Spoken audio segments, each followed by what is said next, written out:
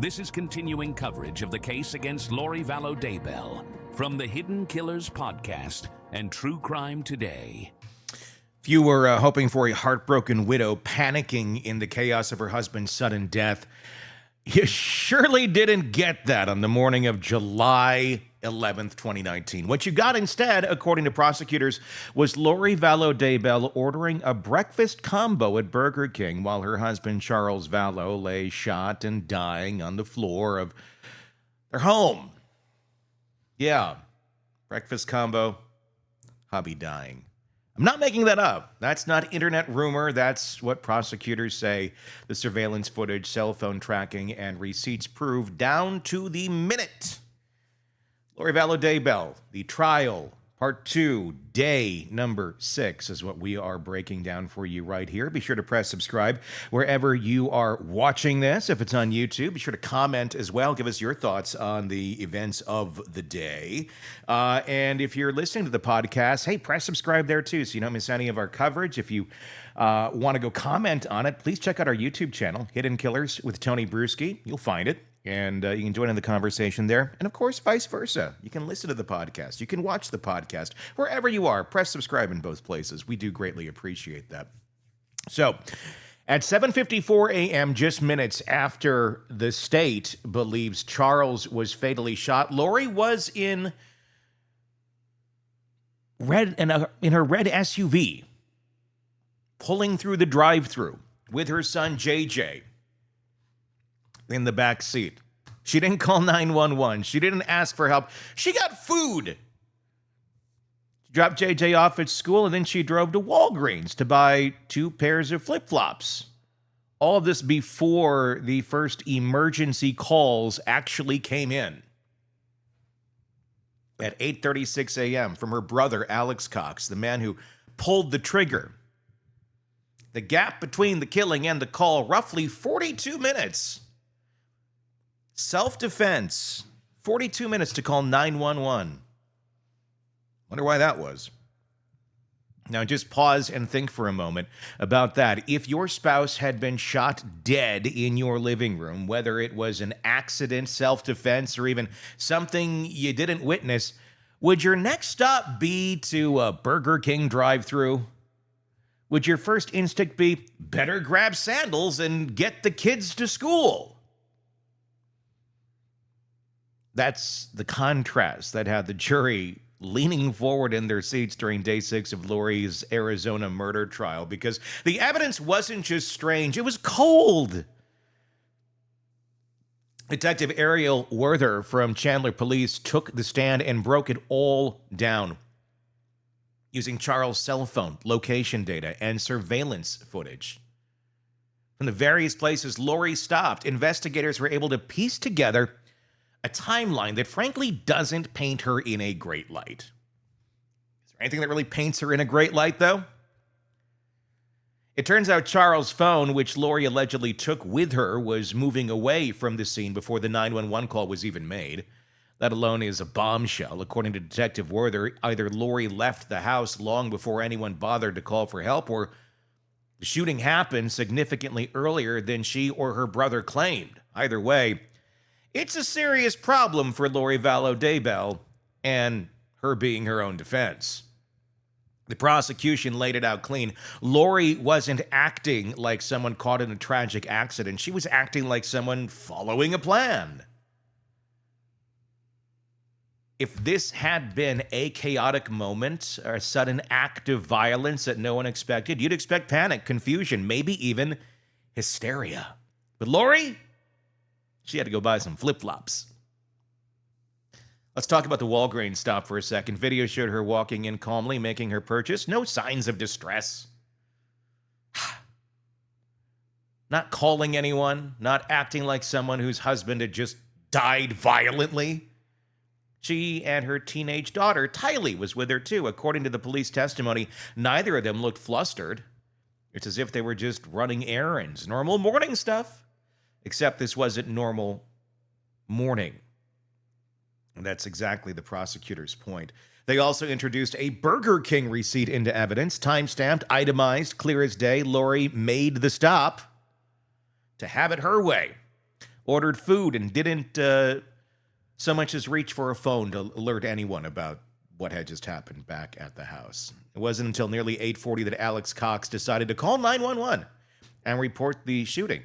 By that time, Lori had dropped off her son, handled her shopping, and taken her sweet time getting back to the scene. Burger King, flip-flops, drop the kids off. Like you do when your spouse is murdered in your house that morning. Even more chillingly, by 2:18 that same afternoon, Lori was already calling a funeral home. That detail might have gotten lost in the noise if the rest of the actions hadn't already raised so many eyebrows, but taken together, it paints a picture of someone moving quickly, not to grieve, not to process, but to wrap things up. Businesslike, very detached. All of this added fuel to the fire the prosecution's been stoking since the beginning, that Charles' death wasn't a spontaneous act of self-defense, but a planned-out event that Lori helped orchestrate and then managed with eerie composure. They are not just saying she was involved. They're saying she had a motive, a plan, and a post-murder routine. And that routine is what got so much attention in court on April 15th, because it wasn't just what Lori did, it was how she did it. Calm, in control, like it was any other Thursday morning. And that behavior didn't go unnoticed. Another Chandler detective, Cassandra Youngclan, also testified that Lori's demeanor on the day of the shooting struck her as off. Too calm, too lighthearted, not what you'd expect from someone whose spouse had just been shot to death in her house that she shared with her kids.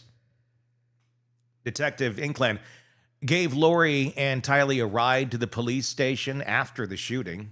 During that car ride, Lori was, as Inkland put it, just kind of chattering. No sobs, no shock, just small talk. At one point, when the detective attempted to formally inform Lori that Charles had died, a procedure known as death notification, Lori cut her off. "I already know," she said. "I was there." Didn't think that one through, did you, Lori? Now again, not illegal, but definitely not typical, and that's been a running theme throughout this trial. So much of the state's case is circumstantial. There's no security footage of Lori pulling a trigger, no smoking gun text message, at least as far as we know yet, saying, "Let's kill him tomorrow." But what they do have is behavior, timelines, choices, movements. And when you look at those movements, flipping through a Walgreens aisle, calmly ordering food, running the school drop-off like any other day, it adds up to something hard to ignore. Let's be clear. The defense hasn't denied that Lori ran these errands. The timestamps are real. The video footage is real. What they might argue is that Lori was in shock, that she was processing things in her own way. It's a valid point to raise, but the prosecution is banking on the jury not buying it. They're arguing that this wasn't shock, it was calculation. One particularly damning piece of the puzzle was that what Detective Werther said about Charles' phone, because Lori had taken it. She returned it to officers later that day, but by then investigators had already pulled GPS data from it, and that data told a story. Not just of where the phone went, but when and where. The when was the damning part. So that's what we got here. A man shot dead in his home, a 42-minute delay before anyone calls for help, a trip to Burger King, a Walgreens stop, a school drop-off, a funeral home call that afternoon. Not just one red flag, that's a whole parade of red flags. The prosecution knows that jurors didn't need a full confession to convict. They just needed to believe that Lori wasn't reacting to a crisis. She was managing one. She wasn't scrambling to save a life. She was making sure her plan stayed on track. And that brings us to the uncomfortable takeaway from the day 6 of the Lori Vallow Daybell trial. When faced with the brutal, sudden death of her husband, Lori Daybell didn't scream, didn't cry, didn't run. She drove. She shopped. She fed her kid. And she didn't dial 911, not once. Which leaves us with the question that'll hang in the air as the trial continues. Was Lori Vallow Daybell a bystander to this tragedy or the project manager of a murder? It's one thing to be confident. It's another to be completely out of your depth while everyone in the room watches you slowly sink. And that's exactly what played out in the courtroom as Lori tried and repeatedly failed to play the role of her own attorney. This wasn't a bold legal strategy. It was more like watching someone walk a tightrope in flip-flops, blindfolded, while insisting they knew exactly what they were doing. The jury saw it close up when Lori took the floor to cross-examine Detective Ariel Weather, the same detective who had just walked the court through Lori's morning of breakfast runs and shopping sprees after Charles was killed. Instead of challenging the evidence or poking holes in the timeline, Lori veered straight into irrelevant territory. Surprise! She began asking about Charles' romantic life. Did the detective know who Charles had been texting? Was he seeing anyone else? Did he have a scheduled phone date with another woman? The prosecution was having none of it. Trina Kay objected almost immediately, pointing out that Charles' dating history had nothing to do with the matter at hand, his death. Judge Justin Bursky sustained the objection, looking visibly irritated. He told Lori in no uncertain terms, whether he went on dates or had dates scheduled is not relevant to this case. Ask another question. But he said it really nicely and patient. Lori tried to push back, insisting that it was somehow important, but the judge cut her off. It wasn't. It wasn't just that her questions were off topic, it was the way she delivered them. Lori kept inserting herself into the questioning, saying things like, I understand. It seems to me, which judges don't appreciate, especially when coming from a defendant who's acting as their own attorney. In court, you're either saying questions or testifying. You can't do both at once. And Lori has been blurring those lines since this started. Judge Bursky had to remind her again, don't make statements, just ask your questions. But the questions kept coming, and they kept missing the mark. At one point, Lori asked Detective Werther if he was aware that Charles had sent someone $1,000. No follow-up, no explanation of why it mattered, just the implication that Charles was doing something shady by sending someone $1,000. No context. The witness didn't know where she was going with it, and honestly, no one else did either. If her goal was to redirect suspicion or cast doubt, it didn't land. Instead, it came across like she was trying to embarrass the victim in front of the jury. The kind of move rarely plays well in a courtroom, especially when the victim can't defend himself. But Lori, well, she wasn't finished. She turned her attention next to Detective Cassandra Inclan, the officer who had driven her and Tylee to the police station the day Charles was killed. Again, instead of addressing any legal inconsistencies or highlighting procedural flaws, Lori went on another tangent. She asked if the detective knew she had been barefoot when she left the house that morning. Inclan said no. Lori followed up with a comment about Arizona pavement being hot in July, explaining that's why she later bought flip-flops. It was almost surreal. She continued by asking the detective whether she was aware that people in stressful situations can get very thirsty. The inclination or the implication there? That's why she stopped at Burger King after the shooting. Not because she was hungry or casual or detached, but because she was thirsty under stress. Oh, poor Lori. Poor Lori effing Daybell. The detective gave a polite but bewildered response. Yes, stress can cause thirst.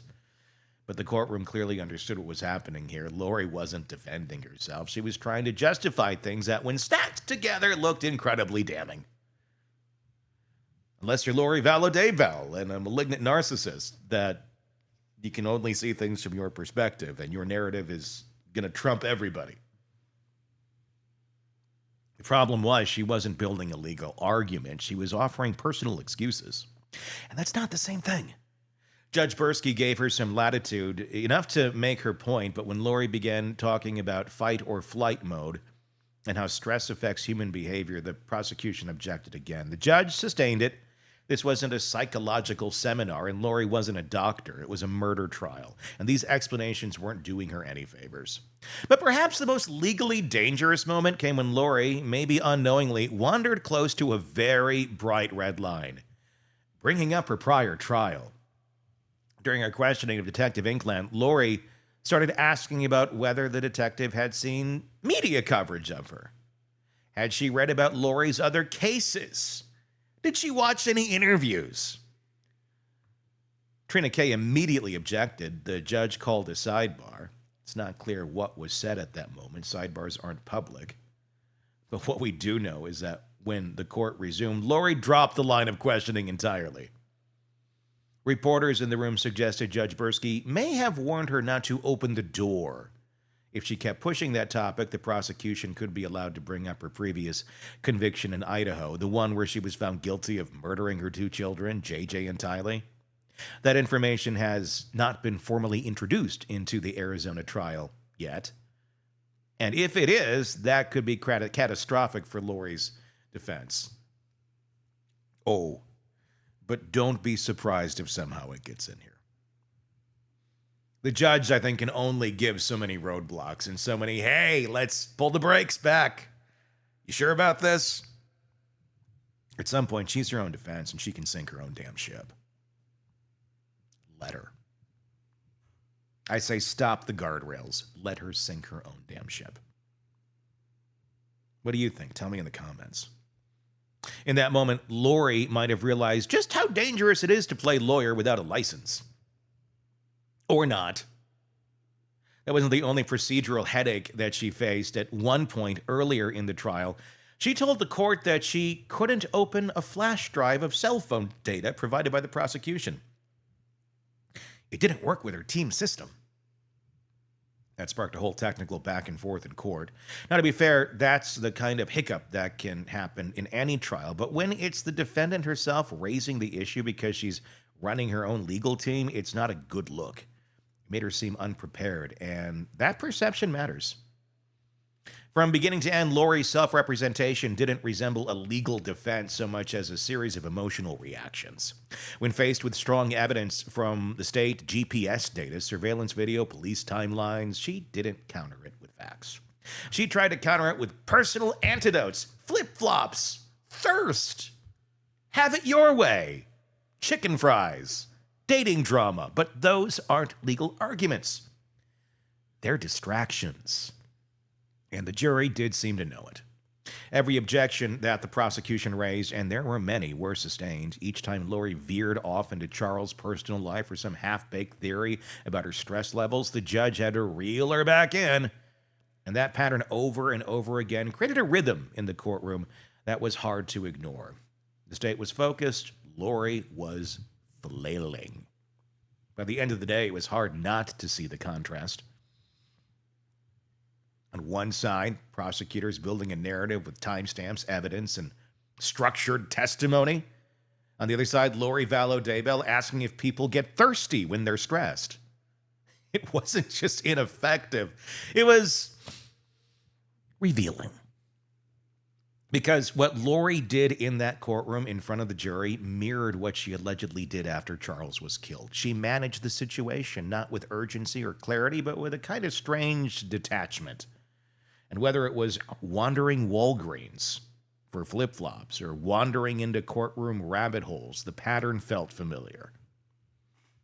But all this does raise a deeper question, one the prosecution still has to answer. For all of Lori's missteps, for every weird moment, every bad argument, there's still a central issue the state has to confront. Did she actually conspire to kill Charles? Did she help plan it, or did she just act strangely after the fact? By the time the courtroom lights flickered off on day 6, the prosecution had painted a pretty vivid picture of Lori Vallow Daybell. Calm after her husband's shooting, oddly detached, running errands like it was just another day on the calendar, and then acting as her own lawyer, launching into bizarre courtroom antics that left the judge sighing and the jury squinting sideways. But no matter how strange or suspicious Lori's behavior may look, there's still something the prosecution hasn't handed to the jury: a clear, concrete line between Lori and the act of murder. There's no smoking gun, no wiretap, no text message that reads, "Let's kill Charles tomorrow." At least not yet.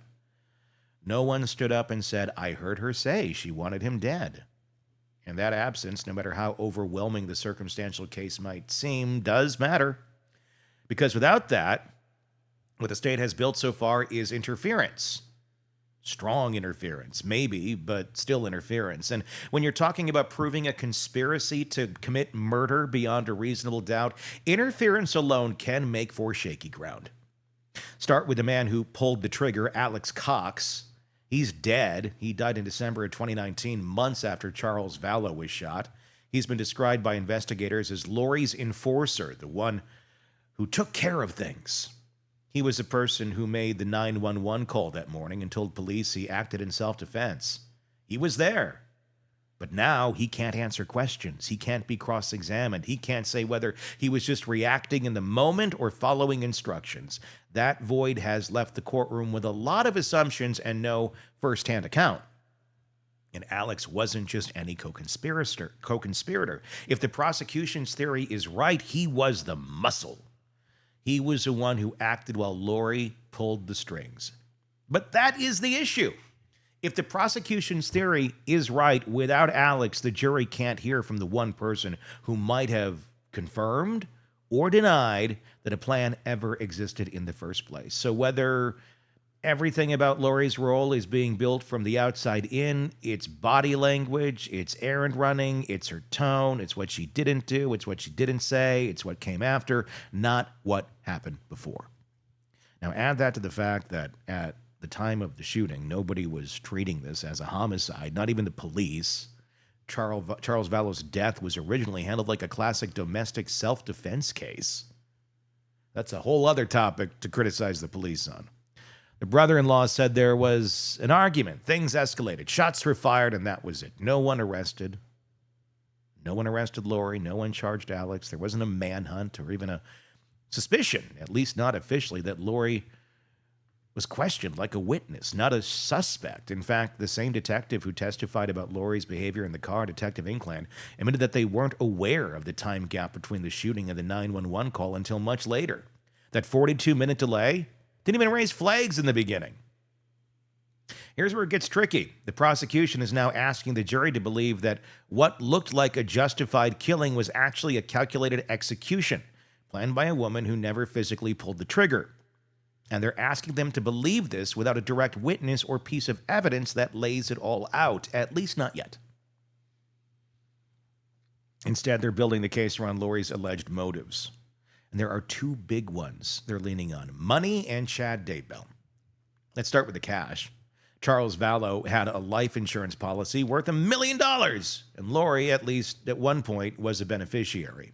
Prosecutors played a call in court where Lori is heard talking to the insurance company, sounding stunned that Charles had changed the beneficiary just months before his death. She didn't get the money. It went to Charles' sister, Kay Woodcock. But according to the state, Lori didn't know that when the plan was set in motion. She believed she'd be getting $1 million payout, and that, prosecutors argue, was enough of a motive. That's a compelling theory, but that's exactly what it is, a theory. Yes, she made a call. Yes, she seemed surprised. But there's a gap between assuming she wanted the money and proving she orchestrated a murder to get it. The defense could easily argue that the motive falls apart once you realize Lori ended up with nothing. No payout, no windfall, just a dead husband and a lot of questions. Which leads us to the motive number 2, Chad. Chad Daybell, dreamy Chad. At the time Charles died, Lori had already started spiraling deeper into a relationship with Chad, not just romantically, but ideologically. Together, they believed, or claimed to believe, in a fringe version of LDS theology that included zombies, past lives, and the idea that certain people were possessed by dark spirits. Lori allegedly believed Charles was one of those people, that his soul had been overtaken by a dark entity named Ned. Ned? Ned! She said he was no longer Charles. He was a shell, a danger, a thing to be eliminated. It's chilling stuff. And in some ways more terrifying than the life insurance theory. But again, we're back to the world of belief, not fact. The prosecution has to be careful here because it's one thing to show that Lori held strange religious views. It's another proof that those beliefs translated into a criminal conspiracy. They can quote texts, bring friends who say she talked about zombies, but unless those messages explicitly say, let's kill Charles, it remains circumstantial. Creepy, sure, but not a confession. And that's the hole the defense will likely try to drive a truck through. No, it's Lori, so we'll see. Maybe more like a mini scooter or something. Or one of the things you just stand on and it rolls about, like the mall cop, the Segways. A Segway. I could see Lori doing a Segway. That'll say Lori's behavior was odd, but not illegal. They'll argue that people grieve in weird ways, that Lori's running errands wasn't part of the plan. It was her processing trauma. That's her courtroom theatrics weren't manipulative, that it was just Lori being Lori. But the thing is, Lori has to argue that herself. She may argue that there's an absence of clear, direct order or witness statements that creates doubt, reasonable doubt. If she's smart, she'll argue that. But that's the standard here. It's not weird beyond a reasonable doubt. It's guilty beyond a reasonable doubt. The jury doesn't have to like Lori. They don't have to even believe her. But if they can't say for certain that she helped plan Charles' death, they can't convict her for conspiracy. And right now what's missing from the case are the moments that tie everything together. There's no one saying Lori handed Alex a gun. No text saying, it's time.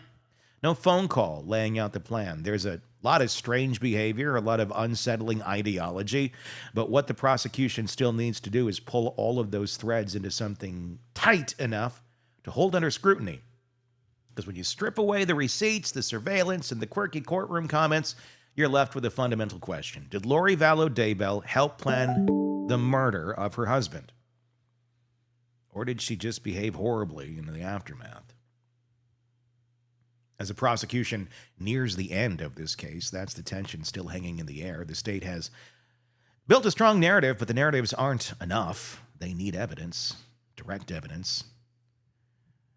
And as of day 6, there's still one thing this trial hasn't delivered. That. Think they got it? I'm going to guess they have something a little bit more up their sleeve. Maybe there are the text messages. Maybe there aren't something. We'll find out. Give me your thoughts in the comments. If you're watching us on YouTube, be sure to press subscribe as well so you don't miss our coverage of this case. If you're listening on the podcast platform, press subscribe there too. Check us out on YouTube. Leave some comments. And be sure to, again, like I said, press subscribe because we're bringing you the audio of the trial every single day on our YouTube channel. So if you want to listen to the courtroom drama every day, we got that for you there. And of course, we'll be continuing to give you these daily updates that break everything down as the trial proceeds. My name is Tony Bruschi. Thank you guys for listening. And yes, please get in those comments. Let me know what you think. The latest true crime stories, expert breakdowns, and shocking twists, all in one place. Press subscribe now to the Hidden Killers podcast and True Crime Today.